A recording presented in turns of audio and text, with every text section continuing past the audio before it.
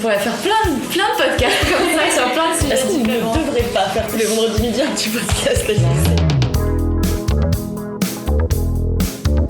Je pense que c'est déjà tellement complexe pour un auteur d'explorer les questions de sexualité que ça l'est encore plus de parler de sexualité ado.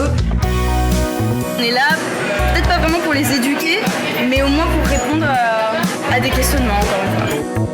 On est quand même dans cette dynamique d'essayer de parler aussi de choses dont on n'ose pas parler.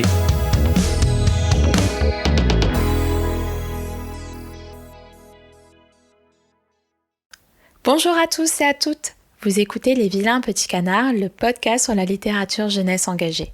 Je suis Anaïs Guichard et aujourd'hui je vais accueillir Mademoiselle Cordelia, autrice, blogueuse et surtout booktubeuse sur la chaîne YouTube MX Cordelia, dédiée aux livres féministes et LGBT+. C'est justement de ce thème dont nous allons vous parler. Vous connaissez sûrement la signification du sigle LGBT, mais vous demandez peut-être pourquoi le plus. Eh bien, parce qu'il existe d'autres sexualités, orientations, sexes et genres que les plus connus, comme la pansexualité, l'aromantisme, la non-binarité ou l'intersexualité. Tout ça forme un arc-en-ciel de mots, de questionnements et d'histoires sur l'identité et sur le soi. Des histoires que l'on retrouve aujourd'hui dans les livres pour enfants, adolescents et jeunes adultes et que Cordelia va nous partager avec passion. Bonjour Cordelia. Oui, bonjour. Sur votre chaîne YouTube MX Cordelia, qui est majoritairement sur les livres LGBT+, et féministes, vous abordez des livres young adultes, comme par exemple Aristote et Dante découvrent les secrets de l'univers de Benjamin Ali Sens chez PKJ, I Was Born for This de Alice Oseman chez HarperCollins, ou encore Mauvais Fils de Raphaël Frière chez Talent. Expliquez-moi un peu comment s'inscrit le genre du young adulte dans votre chaîne. En fait, j'avais arrêté de lire. Enfin, je lisais beaucoup quand j'étais ado, un petit peu de tout. Enfin, les Harry Potter, évidemment, Le Seigneur des Anneaux, Pierre Bottero, enfin voilà, des choses comme ça. Et c'est vrai que je me suis arrêtée de lire après le lycée. En fait, je m'y retrouvais plus dans mes lectures et je voyais plus. Enfin, j'en retirais plus autant qu'avant. Et en fait, j'ai recommencé à lire quand j'étais à la fin de la licence. Donc, je sais pas, je devais avoir 21 ans à peu près, quelque chose comme ça. Et j'ai recommencé avec des livres young adultes.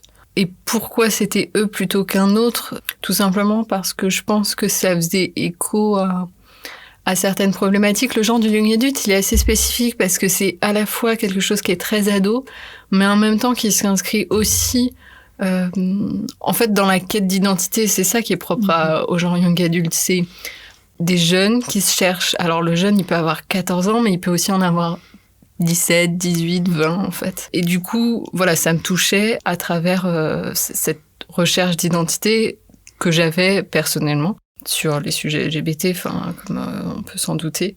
Et donc, ce genre-là en particulier était un peu une sorte de porte d'entrée vers à nouveau un monde littéraire que j'avais quitté. Voilà pourquoi ce genre-là en particulier m'a touchée. Après, voilà, je lis de la jeunesse, de l'adulte. Mais le fait est que le genre du young adulte donne une certaine place, je trouve, aux questions LGBT. Et donc, tout naturellement, voilà, c'est quelque chose qui me touche. Et surtout, comment vous choisissez les livres exactement, les titres? Au feeling, comme beaucoup. En fait, il y a à la fois des livres qu'on me conseille, dont j'entends parler par d'autres personnes que je suis, qui lisent aussi des livres, des bookstagrammeurs, des booktubeurs, des blogueurs littéraires, enfin voilà. Ce que je trouve en librairie, des conseils de libraires, mais aussi sur les catalogues des maisons d'édition en fait. Et le fait est que je travaille avec beaucoup des maisons d'édition jeunesse. D'accord. Et finalement, vous parlez de young adultes et de portes ouvertes, mais est-ce qu'on peut s'adresser aussi aux enfants dans la communauté LGBT+, dans la littérature de ce genre-là? Il y a tout un enjeu là-dessus, évidemment. La littérature ado a toujours été un lieu où on peut parler de sujets de société. Alors j'aime pas forcément ce terme-là, mais en tout cas, c'était comme ça que c'était classé à une certaine époque, les sujets de société, etc. Donc, on parlait d'homosexualité. D'ailleurs, on parlait pas tellement d'homosexualité, on parlait plutôt d'homophobie. Ouais. C'était plus ça la question. C'était pas représenter, c'était éduquer. Donc, il y a eu tout ça à un moment, et je trouve qu'on arrive à sortir un petit peu de ça, même si on reste toujours dedans, un peu. Et après, évidemment, il y a tout un enjeu dans la littérature jeunesse. Donc là, je pense plus à la fois aux jeunes lecteurs, donc 10 ans à peu près, 7-11 ans. Là aussi, il y a un enjeu de représenter, mais il y a un vrai trou, je trouve, dans la représentation sur cette tranche d'âge-là. Et après, dans les albums jeunesse, on en discutait justement avec la blogueuse qui s'appelle Fille d'Album, je sais pas si vous connaissez, qui tient un blog contre les stéréotypes de genre, qui parle de littérature jeunesse, etc. Et elle expliquait dans une table ronde qu'on avait fait, qui est disponible en podcast, sur les représentations LGBT+ dans la littérature jeunesse, et elle expliquait qu'il y avait une représentation dans la toute petite enfance, mais notamment pour les familles, en fait. Il y a une représentation de l'homoparentalité, en fait. Soit avec des histoires comme Tango à deux papas, Le petit loup qui a deux mamans, Jean à deux mamans, enfin voilà, des choses comme ça. Pour représenter la diversité des familles, enfin il y a tout ce côté-là. Et par contre, des enfants qui sont amoureux, enfin un garçon qui serait amoureux d'un autre garçon, une fille qui serait amoureuse d'une autre fille, ou même des enfants trans, tout de suite il y a beaucoup moins de titres dans les albums en dessous de 6 ans, je dirais. Donc ça reste, comme vous dites, de la pédagogie, plus finalement que de la représentation de l'enfant. Souvent, je trouve. Après, il y en a aussi, hein, mais c'est très rare. Et quand vous choisissez des livres, en tout cas LGBT+, pour les enfants, ou même pour le young adulte, vous adressez plus en parlant à votre public, aux enfants ou aux parents? Je pense qu'il y a un peu des deux. Sur ma chaîne, c'est beaucoup de 15-25 ans. Donc clairement, je sais quand je présente des livres ados, je parle directement aux ados. Après, il y a aussi, je sais que le public, enfin, il y a des très jeunes personnes qui regardent ma chaîne qui peuvent avoir 10-11 ans, qui du coup trouvent aussi des lectures. Mais par contre, effectivement, quand je parle de littérature pour les plus petits en dessous de 10 ans, clairement, je m'adresse aux grandes sœurs, aux cousins, éventuellement aux mamans. Mais je sais pas si j'ai énormément de mamans dans mon public, mais puisque bon, j'en ai pas beaucoup qui ont plus de 25 ans, je pense. Même s'il y en a, il y a des personnes, il y a même des grands-parents, etc. Mais bon, c'est pas la majorité, disons. Donc voilà, je m'adresse plus aux proches. Et quand vous abordez justement des livres sur YouTube de littérature jeunesse LGBT+, vous avez des critères particuliers en général à remplir comme une petite feuille à cocher? Bah déjà, est-ce que le livre est bien ou pas? J'ai envie de dire, j'ai tendance à... Enfin, si je lis des livres où vraiment c'est mauvais au niveau de la représentation, bah, soit j'en parle pour dire que c'est pas bien, soit je n'en parle pas, en fait. Après, j'ai des critères, je pense que certains pourraient dire que j'ai des critères qui sont assez bas au niveau de fait que ce soit OK ou pas. Mais aussi parce que j'ai vu tellement, en fait, j'ai tendance à conseiller des livres et ensuite certaines personnes sont un peu déçues parce que c'était pas assez militant, pas assez engagé. Mais en fait, on parle de tellement bas, j'ai envie de dire, de tellement rien, que dès que c'est correct, en fait, ça me va et j'ai tendance à dire bon, celui-là, ça va, il n'y a pas de conneries dedans, donc ça va. C'est bon, voilà. Je trouve en regardant un peu justement vos vidéos que vous avez des critères assez engagés et dans tous les cas assez forts même. Donc c'est assez bizarre que j'entende effectivement que vous avez des critères bas. Bah, tout dépend d'où. Oui, voilà, tout dépend d'où on met le critère, mais disons que pour quelqu'un qui est très engagé comme moi, je pense que je suis assez indulgent avec certains livres, même si j'hésite pas à dire que oui, c'est pas parfait. Il n'empêche qu'il y a des livres que je continue à conseiller tout en sachant que c'est pas parfait, parce que sinon, en fait, je conseille rien. C'est vrai qu'après, ça bloque les portes un peu. Et au fur et à mesure, ça fait 5 ans que vous avez votre chaîne, donc au fur et à mesure, est-ce que vous avez noté des tendances young adultes ou bien enfants dans la culture LGBT+, en tout cas dans la littérature? Ouais.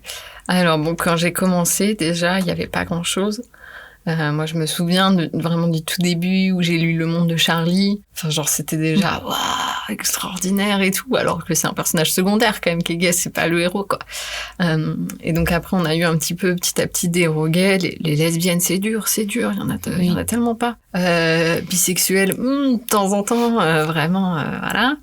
Mais je trouve que oui, ça évidemment, le nombre augmente. J'ai l'impression aussi qu'on a peut-être plus maintenant de livres qui ne tournent pas que autour de l'homophobie et où du coup le personnage LGBT n'est plus qu'un vecteur éducatif, mais raconte aussi une histoire. Je dirais qu'avant 2016, c'était que des traductions. Il n'y avait quasiment pas de livres écrits par des auteurs francophones avec des personnages LGBT. Il y en avait, hein, je ne dis pas le contraire, mais disons que voilà, c'était pas la majorité. Et en tout cas, les livres qui marchaient et les livres qui étaient mis en avant par les maisons d'édition, c'était pas les auteurs francophones. Ce n'est toujours pas le cas. Pas totalement.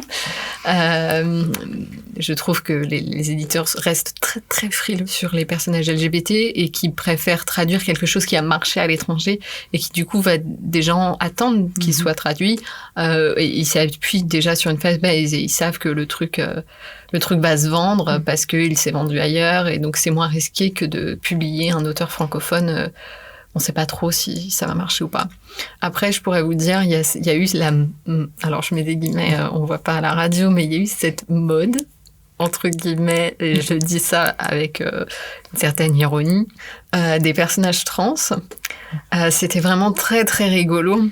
Alors, je ne sais plus quelle année c'était, je crois que c'est l'année 2018, parce qu'il y a eu celle dont j'ai toujours rêvé, qui est sortie, et qui a très bien marché chez Pocket Jeunesse. Et donc, tous les éditeurs ont voulu avoir leur livre avec un personnage trans. Chez Hachette, il y a eu Normal. Il y a même eu une réédition chez Nathan de Feu, La face cachée de Luna, qui est devenue cette fille. C'était mon frère, je crois que c'est chez Milan, je sais plus. Il y a eu quelques livres comme ça, Le secret de Grayson chez Albin Michel. Enfin bon. 2018, vraiment, chaque grosse maison d'édition a voulu avoir son livre. Et 2019... c'est la même chose, mais avec des auteurs français, cette fois, qui s'essayent à ce sujet-là et qui le font pas toujours très bien. Voilà, enfin, il y a des tendances un peu comme ça, mais... Je pense qu'il y a aussi des tendances où les personnes ne se renseignent pas forcément. Voilà, oui. Ça, c'est un peu dommage.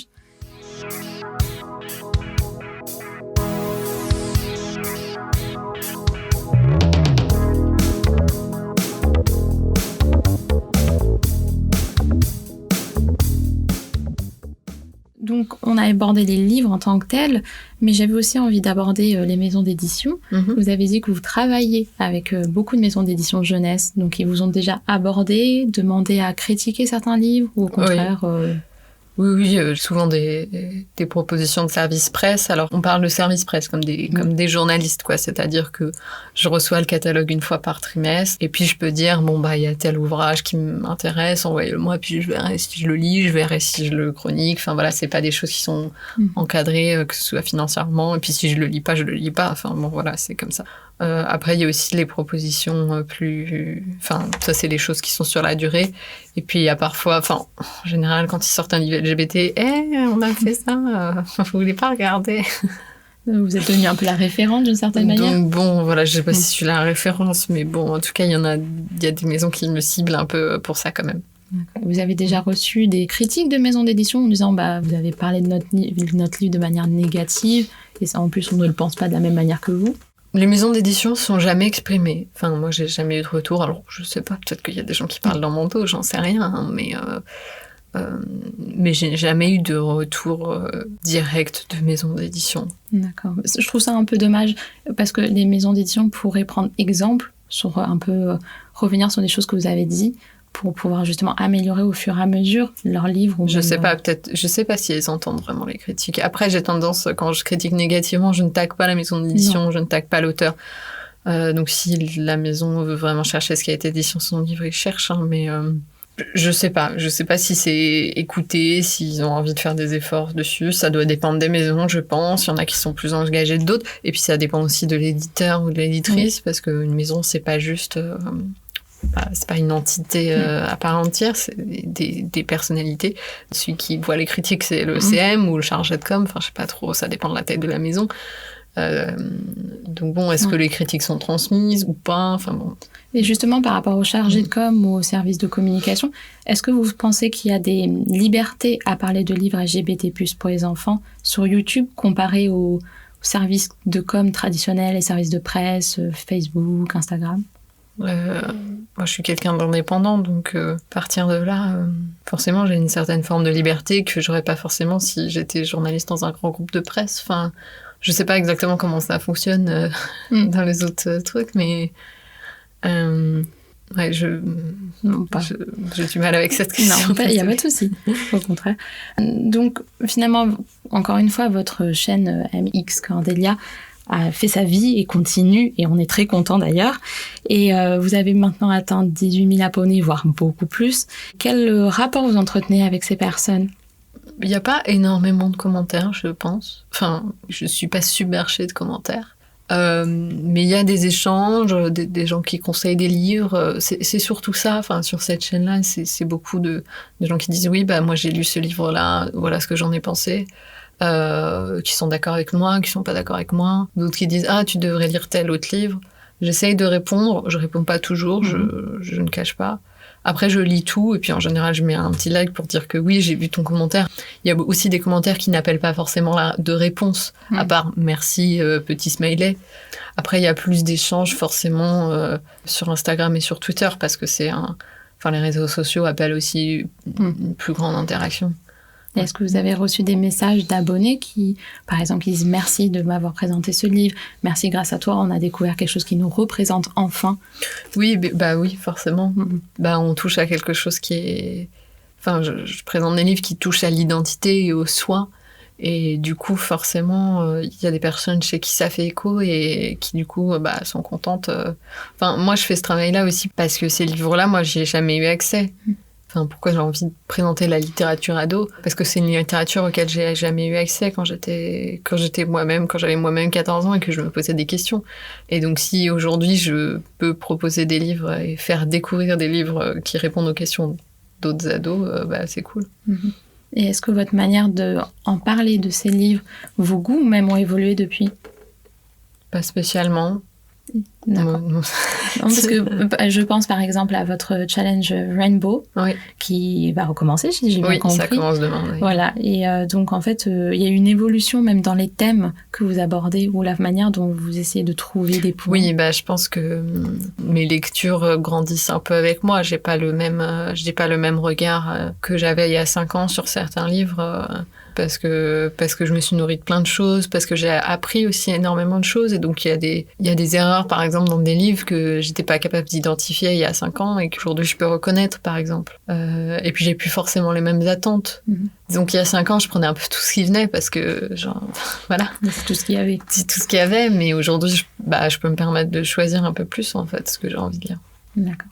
Et pour la dernière question de l'interview, est-ce que vous avez un livre qu'il faudrait mettre entre les mains dans tous les cas d'un jeune adulte ou d'un enfant ? Alors oui, j'ai déjà répondu à cette question, je ne sais plus à quelle interview, mais c'était il n'y a pas très longtemps. Et justement, j'avais cherché quelque chose parce que en fait, le programme m'a proposé un livre. C'est rare d'avoir si je propose une romance gay, par exemple, ça représentera pas les lesbiennes, ça représentera pas les personnes trans, etc. Du coup, j'avais pensé à conseiller, alors c'est pas un roman, c'est un manga, et c'est Éclat d'âme, qui est chez Akata. C'est un manga en 4 tomes. On suit d'abord un jeune gay au Japon qui est vraiment au bout de sa vie, qui compte se suicider d'ailleurs au début du livre. Et en fait, il découvre une communauté de gens. Et donc, il y a des gays, il y a des lesbiennes, il y a des personnes trans, etc. Et du coup, on découvre un peu les histoires de tous ces personnages-là. Je pense que c'est intéressant parce que ça balaye, même si ça va pas en profondeur des sujets, ça montre une certaine diversité. Et donc, je conseillerais ce livre-là.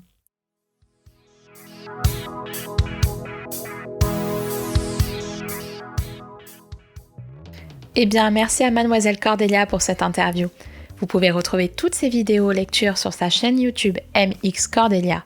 Je vous invite également à visiter sa super Rainbow Tech qui recense des livres avec des personnages LGBT en lien avec son défi littéraire Rainbow Challenge. Petit bonus, son prochain ouvrage Alena et l'enfant vampire, publié chez Scrineo, est disponible dès le 16 avril. Le podcast Les Vilains Petits Canards est disponible sur toutes les plateformes de podcast. Vous pouvez également nous suivre sur Instagram et Facebook @podcast.lvpc et Twitter @podcast_lvpc, ainsi que sur LinkedIn et notre site internet.